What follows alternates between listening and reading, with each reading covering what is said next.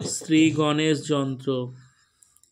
সমস্ত দেবতাদের মধ্যে গণেশ সর্বপ্রথম পূজনীয় দেবতা।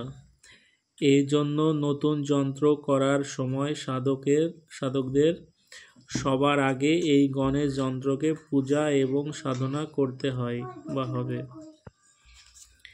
এই যন্ত্রটি যদি কেউ সাধনা করে গণেশ যন্ত্র, তাহলে অর্থ, জ্ঞান, বুদ্ধি সব দিক থেকে সাধক লাভ পায়, পরিপূর্ণতা পায়।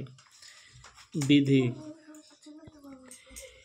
যে কোনো মাসের গণেশ চতুর্থীর দিন শুদ্ধ এবং নির্জন স্থান পরিষ্কার পরিচ্ছন্ন করে পবিত্র করে নেবেন। সেখানে একটি কাঠের চৌকির ওপর নতুন লাল বস্ত্র বিছিয়ে নেবেন। যদি তামার পাতে খোদাই করা যন্ত্র পাওয়া যায় তাহলে যন্ত্রটিকে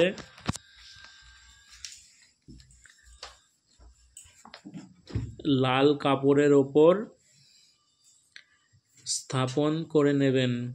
তা না হলে রক্ত চন্দনের কালিতে ডালিম গাছের কলম দ্বারা ভূজ্য পত্রের ওপর অঙ্কন করবেন।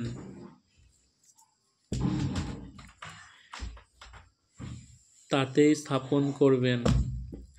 যন্ত্র সাধনার সময়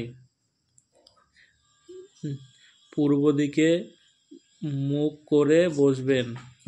সাধক সেলাই করা ছাড়া কাপড় পরবেন, অর্থাৎ ছেঁড়া কাপড় যেন না হয়, এবং নিম্নলিখিত মন্ত্র জপ করবেন। মন্ত্রটি হচ্ছে ওং গান গণপতেই নমঃ। মন্ত্রটি আর একবার শুনুন।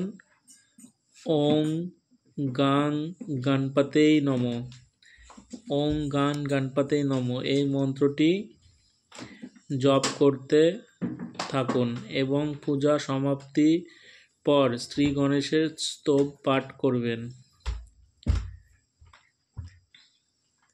কি ফল পাবেন এই যন্ত্রটি সাধনা করলে? ফলাফল: গণেশজি বিঘ্ন বিনাশ করতে সব থেকে বেশি শক্তি রাখেন।